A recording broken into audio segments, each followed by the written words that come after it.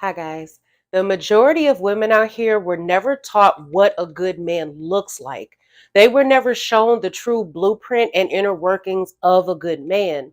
A lot of women didn't grow up with strong, positive role models, so it makes it damn near impossible for them to actually be able to identify one. A lot of this has to do with the female liberation movements that sold them lies. The feminist movement got their mothers, and the Me Too movement got them. They have little to no personal examples of good men. So they seek out society and social media to teach them what a good man looks like and what a good man actually is. And what does social media do and society? They glorify the exact opposite of a good man. And these women fall for the trap because that's all they have to go off of.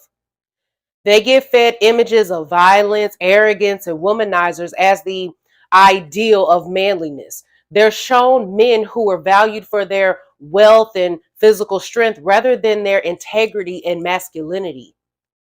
So when you come along leading by example of what a good man actually is and what it really entails is foreign to them, and they go into fight or flight mode.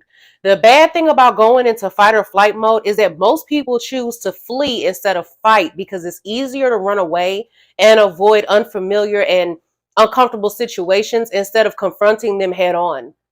By simply existing and being yourself as a good man, you're introducing her to a world that's so far removed from her reality and every single thing that she's been conditioned to believe. Her initial response is confusion, and then her second response is to reject it. A common defense mechanism that these women will use is self sabotage by creating self fulfilling prophecies because they believe they're not worthy of a good man. See, the thing is, most women want a good man. Most women want to be treated right. Nobody goes through life saying, yeah, I want to be treated like shit today. But if that's what you're used to and what you're familiar with, then you start to equate it to love. I've literally had women come to me and say that a man doesn't love them if he doesn't hit them because they equate physical violence to love. They equate jealousy to love. They equate control to love because this is all they've known. At the end of the day, these are all the same, though. They're trauma responses. And depending on who you are and what type of person you are, you might feel the urge to step in and save her or prove how much of a good man you are to her in an effort to show her how things could be with you. However, remember this, you are not obligated to be anyone's educator, especially when you've got your own battles to fight, your own growth, personal growth to focus on, your own path that you're walking. Staying true to who you are unapologetically, focusing on your future, bettering yourself, and leveling up in life, these are your task at hand.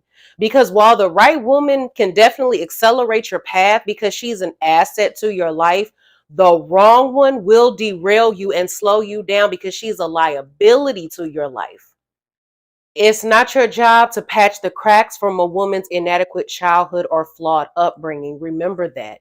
It's not your job to try and undo the warped stories that she's digested and accepted as universal truths. You're not expected to instantly transform a woman's perspective on life. That's not your job, that's hers. Because let me remind you, the average life expectancy of men worldwide is 72. And that's on the long end of the spectrum. Do you know how short 72 years is?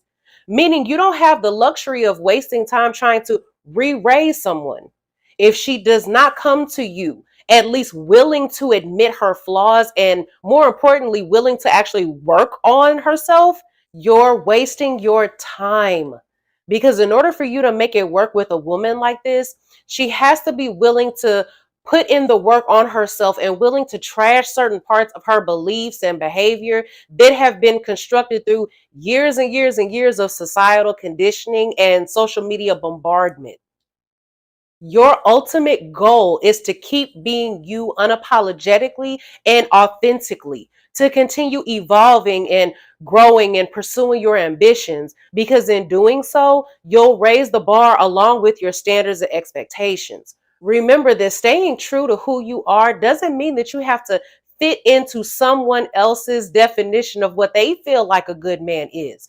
It means living life according to your principles regardless of whether they align with societal norms or not.